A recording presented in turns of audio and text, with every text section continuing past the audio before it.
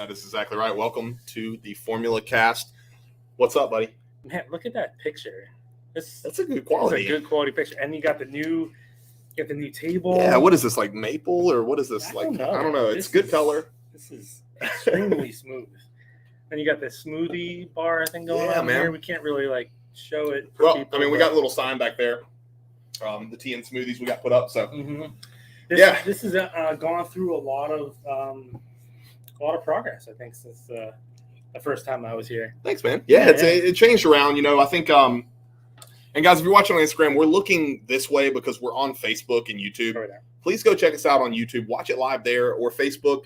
You're really missing out on the full screen experience. And then you can comment there. It'll be easier for us to answer questions over here. Yep, we got T in the house. He says afternoon. Good afternoon, sir. T. Yeah. But anyway, what's new, man? We skipped last week. We skipped last week. Last week, I think every week for us is you get the whole thing was like busy or worn out at the end of the day kind of thing. Mm-hmm. And there's just been a lot going on, man. Yeah. And I think this is a good example. So we talk about all this stuff in business all the time where it's that what do you do every single day? You kind of do a little bit, and then next thing you turn aaround. I walk in here and I'm like, damn, it is so much different in here. But that stuff doesn't happen. It's just compounding, man. It's a compounding thing. It's like you invest or you save in a savings account, and there's compounding interest. It's the same thing. You put in little strides every day, and it often you don't ever actually take a step back to look at the big picture until it's already done. Yeah, and that's a good point because we were just talking about that with people the other day. I was like, you really don't stop to take a look at things because it's all too crazy. So you just kind of keep going, and then it's sometimes you stop and you look back and you're like, man, I don't even know how I got here, so I don't even want to think about it. I don't even want to think about all that crazy because it's overwhelming. Because I think every day you sort of get up and you just do what's in front of you, and you keep going. You're not realizing how much progress you're making because you're just so sort of focused, kind of in there. So it's just and I think it makes you that much more hardened for what's to come. You fear less of new endeavors. Yes. That everybody always is like, how do I start a business? What do I do? I'm like, you just start, and it doesn't make sense to people until they do that. Yeah, it's hard to explain to someone because that's what I was kind of doing. Is I've been getting a lot of questions lately, business related stuff. And a lot of people are like, I asked a question. This is what I tagged you in. And we started having this whole conversation. I said, what's the one thing that's stopping people from sort of starting their own business? And a lot of it was money. But my first point to that was, do you really think that everyone that started a business had the money? Right. When they started, it's not a thing. There's money out there, but it's a very scary concept to just sort of go get money that you're going to have to pay back and put it into some sort of thing that you can't see the end of it. And people are like, well, I don't know where to start. And it's that's why I know people just don't do anything. Yeah. You know what I mean? So I think back to where I started. That's the thing is I had a plan and it has not gone according, nothing has gone according to the plan that I had at the beginning when I first started developing supplements new, and absolutely nothing like what I envisioned. Right. But they just figured it out. But I would say you're probably glad that it's nothing like you envisioned, right? Because it's so much better, so much more prosperous. Yeah. Man, I had such crazy goals for TNS when I first opened it. And they weren't goals that I would if I could look back at Jacob then now. Dude, what are you thinking? Why do you want that? Here's why you don't want that. Right. And I'm grateful to be where we're at, Well, I think, and that was what I tagged you in a story I did the other day about, I was making a comment that there's this misconception where people look at successful people, and especially once you meet a lot of them, it's there's a strategy there, but you don't really know what you're doing, or you can't predict what's going to happen because you're that's where I'm going to go. And I'm going to make the best of it. And that's what people do, whether it's in a supplement space or just in business in general. It's no one really knows what we're going to do because we're off in the unknown all the time, which is a terrifying concept. But you just know that you're going to you have no choice but to figure it out. Right. And once you do it a few hundred times, because you have to do it every single day, then you're like, hey man, what am I worried about? We'll figure it out. Exactly. And that's the whole point. I mean, that's we're going through that right now again. Yeah. It's like I have no clue what we're doing. Like we're in the process of attempting to grow a brand from TNS while also growing the retail side too. And I'm like, how the fuck am I splitting my brain in two directions? So it's put a lot more stress on my team too. Yeah. I'm making them take over this. Like this is Austin's. He even knows if he texts me saying that something needs to be done, I'm like, that's your job. Nice. Like at this point, he knows that. Like let's see what we got. Love the growth with the store. It's cool. Hey, thank you, man. T actually, T is one of our TNS wear ambassadors that we're kind of rolling out. Yeah. So we love T. You met T. Obviously, he trains at Iron House. I see him like every single day. Yeah. I miss going over to Iron House, man. That's one thing. It's nice there. They've made a lot of improvements. Well, and see, there's like another thing is, so Iron House is a good example. When I first started going there last year, the first time I went there was the 2-year party, right? It's a great gym. They needed to do some things, and then now, if you sort of look at it now, I don't know, man. It's just everything looks a lot better, and they have like other plans to sort of do things. So it's just that there's a consistency. We can beat that dead horse into the ground. We got Rusty. The change is subtle until you look, and I think I know where you're going with that, brother. Yeah, you're right. Holy shit.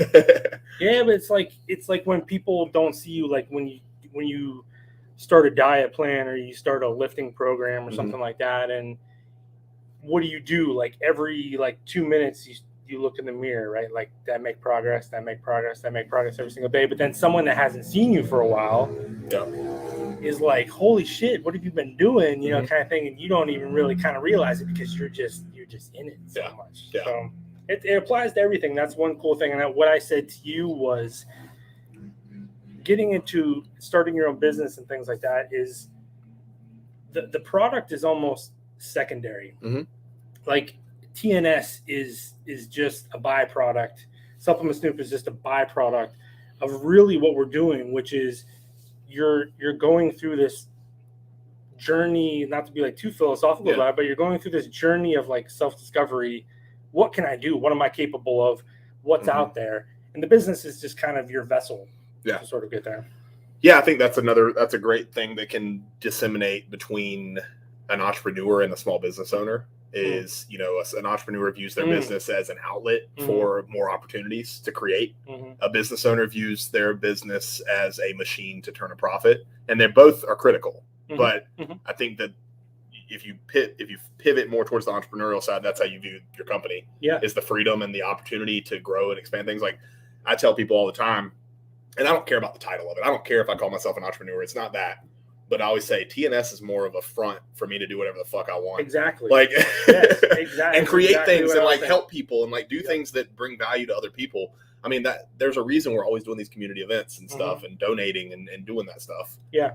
And as much as TNS is your vision, but TNS was sort of, like I said, your vessel to accomplish that part of it. The same thing as Supplement Snoop is something that I wanted to do, but it's really just because, like, if you were to wake up tomorrow and TNS is shut down, say they come in and take away everything, it would be tough, but you would just move on to something else. That apple and barbell would still stand for something. Right, exactly. You know what I'm saying? Like, it doesn't have to be a retail store. Exactly. On.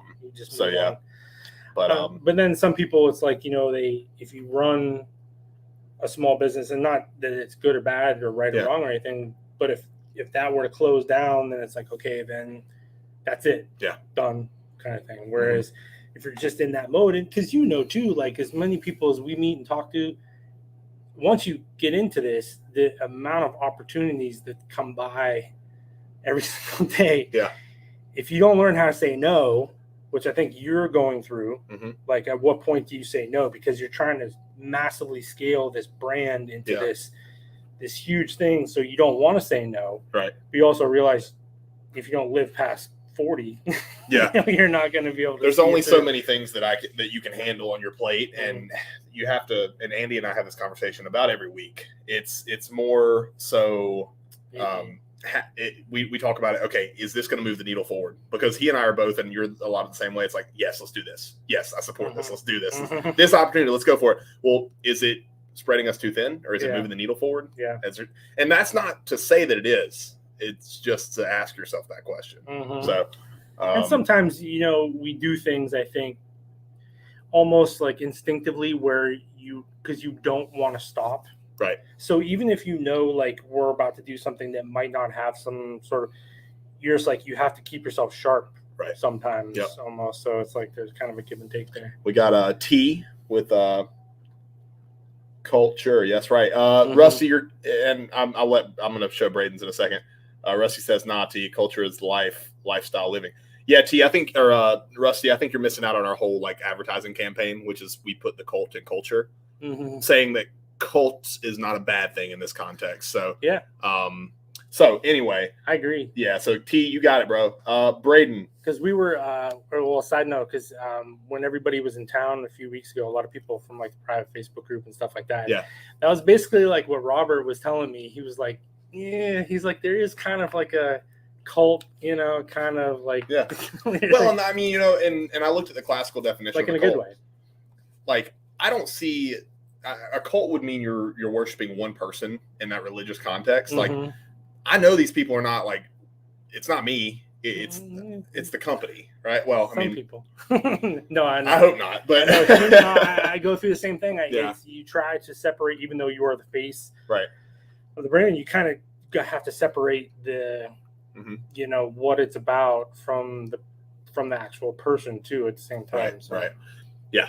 Braden says people just see the brand as it is today, not the hours and years that you put into it. There's so many brands that people think came out of nowhere, but that's not the case. They have been grinding for years behind the scene of national level exposure. And that's such a good point, man. Yeah, because actually someone asked me today about brands, like supplement companies, like that I like business models or business, basically philosophies that I really liked. And I brought up Action Sledge was one and Glaxon was another. And I said a lot of people in business time wise, like both of those companies grew massively, like very quickly, but it's not a fluke. Like, as we know, every single person that's in those buildings from both of those teams, there's lots of other experience. It wasn't just some buddies that got together and decided to start a supplement company and it just blew up. There was, you have all of Seth's years and years of doing his stuff. You had Mike, when they told us their entire story, you had Mike and Pat were kind of doing their thing. And Bobby meets Seth and they do their thing. And then next thing you know, everybody comes together and it just blows up into this whole huge thing. Yeah. And kind of like Glaxon is the same way. We know all the guys like on the team over there, the men and women on that team. And there's just tons of experience and things like that, coming through those doors. So, I mean, when you look at a beautiful, I would say a flower or a plant, right? We don't see what the roots look like, I mean, right? You don't see those roots. You don't see how they're woven into the soil and how much grime they had to fucking fight through to grow. I mean, you think about that for a second. I am thinking. Right? So it's good. I probably plagiarizing that from somebody, but it just came to me. So it's beautiful. But yeah, great point, Braden. Great point, man. Stephen Gardner is the idol, as Brusty says. You're not wrong, brother. He's an animal. I agree. He's an animal, and Steve doesn't give himself enough credit on social media. I think that he has what it takes to build a massive platform and following. He's hilarious. He is, and he also, dude, he's a fucking athlete. Like ultra marathon runners. Like he went out to do a marathon with the Iron Cowboy, he's doing 100 Ironman races in 100 days straight. Well, I saw him the one day. I don't see a lot of his stuff, but he was deadlifting like 500, 600 pounds. He's strong, dude. I can't do that. Pound for pound, like he's way stronger than me. Yeah, pound for pound. Well, I mean, even still, like he's pulled 700 before. I know my max is 700 raw, but that's crazy. But yeah, I know I saw that and I was like, holy shit. Yeah, and he doesn't look it. But to be able to do that and to also go run 26.2 miles afterwards. No, it's either one or the other. It's one or the other. He's a beast, man. Right? Can you imagine trying to run 26? No, I can't. I can't imagine running 0.26 miles, Justin. You got a self-driving car because you don't even want to drive. No, God, no, exactly. Screw that, dude. And I start walking in my cramp up. Right. Anyway, guys, just so you know, once again, I'm going to make the announcement. If you're watching on Instagram, go check us out on YouTube, Facebook, in the Snoop group. If you guys haven't downloaded the app, now is a good time to check it out, the Supplement Snoop app. And if you're listening, thank you for listening. But I guess any kind of I guess we want to go into the supplement industry, or do we want to? What about? Well, we want to talk about this weekend. Yeah. Oh, yeah. That's current events. So current events. We know who Steven is due to TN. Yeah, you're right. Well, I mean, not necessarily. Steven would have built his own platform, but this weekend is the Upstate Classic, and it's a really special one for me because we are the title sponsor this year, and a little bit about the Upstate Classic put on by Dutch Drink Promotions. Dennis Dutch Holst started this show 13 years ago. And I remember my dad taking me to the show when I was a kid, when I was a teenager, just getting into lifting. I never really knew Dutch that well until I became an adult. And first time I met him, hated him. Asshole, mean. And then I realized he's the kind of guy where you have to get back in his face to earn his respect. And then he and I just blossomed this great friendship. That's awesome. So, 2 weeks before he passed, actually, he expanded this nactorium. So that is him. I remember that. That was, and so that was a big deal. And then, being able to sponsor this from a show that I was a kid and went to and knew Dutch fairly personally. It's going to be great. So a bodybuilding show, guys, it's the MTC Upstate Classic. It is a national qualifier. So that means if you place top 3 in your class, you're getting a ticket straight to the nationals. And that's going to put you in the rankings to get a pro card. So very, very, very great show. It's always an amazing show. If your guys are in Spartanburg or in the Upstate, you definitely need to come out. So what's the because I know I'm going to come out there. What time are you going? So I think that we're getting kind of a rendezvous together Saturday morning at like 9:30 here. The show starts at 10, which means I probably need to be there before then. So we'll readjust that. But 10 a.m. men's division starts, then 3 p.m. women's division starts. Obviously, people are going to be coming in and out all day. I'll be in and out too. But we're going to have a booth there. We're going to have our brand new tent, hopefully.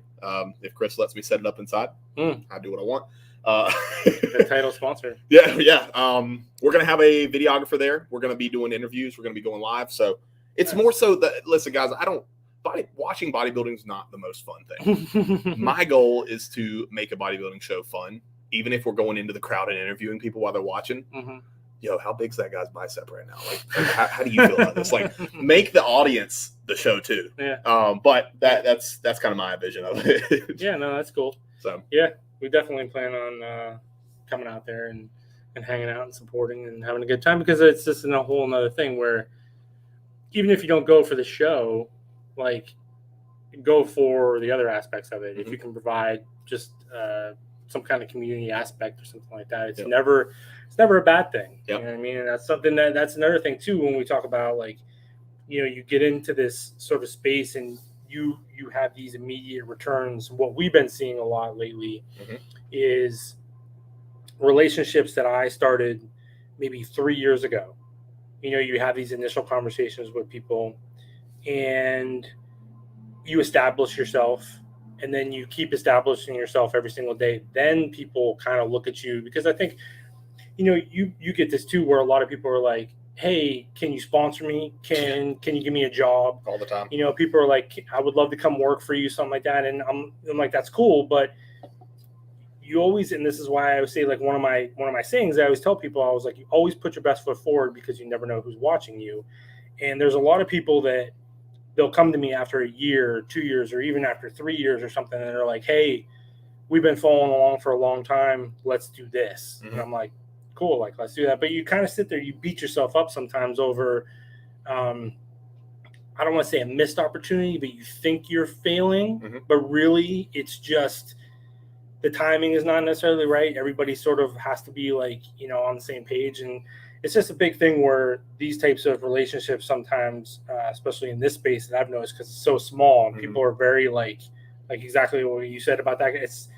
There's got to be like kind of a figuring out process, and then trust but verify. You kind of hold back, wait and see who's the real people and who you can trust, who you can step with. Well, what's funny too is I think you at one point in your life you were on this side of it, and still to sometimes I'm sure like you are, but it's when you're on the other side, and then all of a sudden you have people coming to you like, hey, can you, I'm, and then you see it from someone else's eyes, how you were maybe at one point. You're like, oh, okay. Yeah. And you kind of, like say, you get two different perspectives from it. It kind of changes everything, because you're like, okay, now I understand why. It was nothing against me necessarily why someone didn't give you an opportunity or something like that. It's just, like I said, once you see it, it's hard to put into words unless you kind of live it. But you're like, oh, yeah, that makes sense. And I'll say, like, I'm super thankful to have like TNS be what it is, because we're in this interesting spot where I identify that there's a difference between the supplement industry and the retail supplement industry. And they're two sub like parts, because they act in very, very polarized departments, most of them. TNS has kind of become this blending melting pot. So I see the retail side and how they act, and I see the supplement manufacturing side and that portion, and then I see the consumer side. Yeah. And the consumer side's where I'm trying to, align with. Yeah. At least. Yeah. So yeah, it's a melting pot. And right, because that's what is sort of help, like this whole like thing that we do when we do like brand building and things like that. I wasn't really realizing at the time, because I was trying to build an audience for like the app and education and stuff like that. And what I didn't realize was all these conversations I was having with people every single day that weren't having any sort of like necessarily like return. Yeah. Other than building trust with them, which is that was That's fine the best with me. return ever. But what I didn't realize what was going on was I was basically accumulating data every single day about customers. Now, every brand out there is paying thousands and thousands of dollars every month to learn that about their customer. Yep. So then when brands like started to reach out, and then now brands, they'll pay us now, because they're like, what customers are looking for, what they want, and how to make the numbers work. And people are like, here, kind of figure it out. Where that was I never even realized it until Brady one time was like, don't you understand like how valuable like your brain is like to other brands?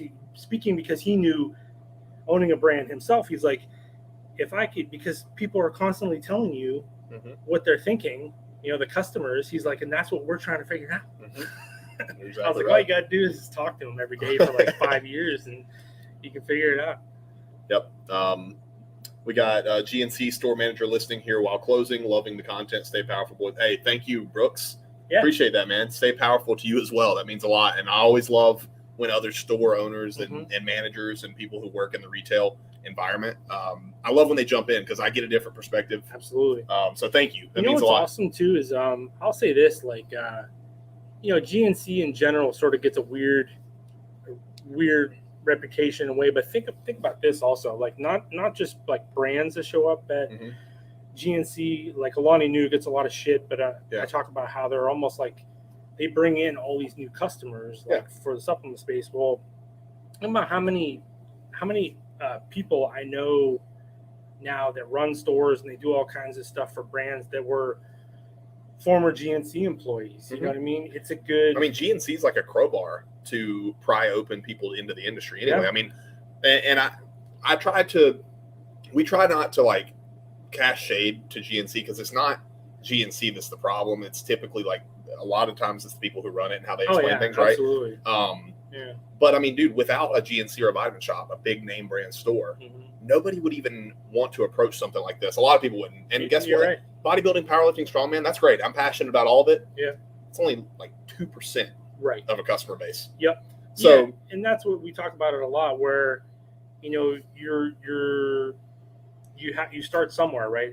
And everybody took C4 at one point in their life. All the people that shit on it now, like, you took it at one point, that was your starting point or something like that. And some people still love it. So it's like, I don't understand the need to like for the industry to sort of like wall itself off from GNC and talk about how they're like, oh, we're not a GNC brand, or the way GNC does things. It's kind of like right. Every brand's a GNC brand when they get big enough. Because they can't. I was going to say, those who say you're not a GNC brand, you're either jealous or you're not big enough to make the cut. Sorry, they don't want to. I mean, that's just the reality of it. But the cool thing is that I think I'm intrigued by what GNC is going to do, because I think like people when the whole like bankruptcy thing came out, and I was like, I think it's a good chance for them to reboot the system because the whole concept behind GNC was never the issue. Exactly like what you just said. Dude, GNC was a shit back in the day. They were, man. Like, it was the only place I could go and like talk to like other people about this stuff because social media wasn't a big thing. So do you know, and you might not know, was GNC back in the day, were they predominantly just franchises? I don't know. Or were they like all corporate model? It felt to me like they were like independently owned because I remember like there was still a lot of great ones out there. Yeah, there was like a couple different ones where there was never like they would give you, they would upsell you on the multivitamin or stuff like that, like nothing like crazy, but there was never like the programs or anything like that. That stuff started later on. But you would just go in there and it would just be like, there would be like the one place you could go to. It felt more like this, than what it sort of changed into. And I think that was what people were upset about was you took a good thing, you ruined it for us, kind of thing. So I think people were like, if you can sort of go back to your roots a little bit, there's a lot of potential. Right. I agree. And that's the environment I want to create here. Like, I want people to come and chill. I want people to be here. Talked to some kids yesterday that came in. They play lacrosse at North Greenville University, and they're like, "This is awesome. You want us to just come hang out?" Like, I was like, "Yeah, dude. Yeah. Like, that's what this is for, man. Right? Let's melt minds together. Let's learn together. Yep. So yeah, I think that's going to build a better industry if they can turn that around. Well, you figure a lot of those places too were located in places where you're in malls, you're in, strip malls and things like that, where people are already like out and about, kind of doing their thing. So the foot traffic was always, so people see it, so they still associate that with doing stuff like that. And then, people go in there and they have good experiences, and then you trust the supplement industry, and then that becomes good for everyone, because then it's your job as a brand or maybe a retail owner to say, hey, you're a consumer at GNC, so they're already in the space, and now it's your job to go get them and make them your customer, rather than trying to go cold call people, out there. There's already people here, show them how you're doing things better, and then turn them into a customer. So it saves people, it saves retail work too, because they're already, GNC's done the recruiting. So it's like, now your job to step in there and say, hey, here's maybe a better way to do it. I agree. Well, anyway, anything else we want to add tonight before we go up to Plank Owner? No. Have some Muscle Beach. I mean, Muscle Beach. Guys, if you don't know, TNS has a collaborative beer with Plank Owner. We're working on a coffee with Knowledge Perk. Knowledge Perk Coffee is actually the first official provider of coffee for the NFL. They're based out of Rock Hill. So it's really wild how they got that connection. Wow. My buddy Bruce, I don't know if you've had a chance to meet him, Andrew. Yeah. What a man. But I'll have to get him to explain that. Yeah. We've had some chats. Dude, what a guy. But yeah, so we try to do it all. Any final thoughts we can add to conclude tonight? No, I think we're good. This weekend will be a lot of fun. Yeah. And then next week we'll do it a little bit early, because we're going on vacation next Tuesday. So maybe if we can do it on Monday, let's do it. Next week we'll do that. Well, so Monday, maybe we could do it from my house. We can do it from your house. I'm moving. I'm closing Friday. Oh shit! And then moving all day Sunday. So wow, it's gonna be fun. But maybe not. I mean, we can do it here. I'll probably be here anyway. So yeah, I forgot to add that. So yeah. Anyway, guys, have a great day. Thanks for tuning in, and we appreciate you. Weird. I'll be there tonight too. Don't you tease me. Yeah, don't tease us with a good time, Rob. Y'all have a good one, man. He actually probably would show up too. Knowing him,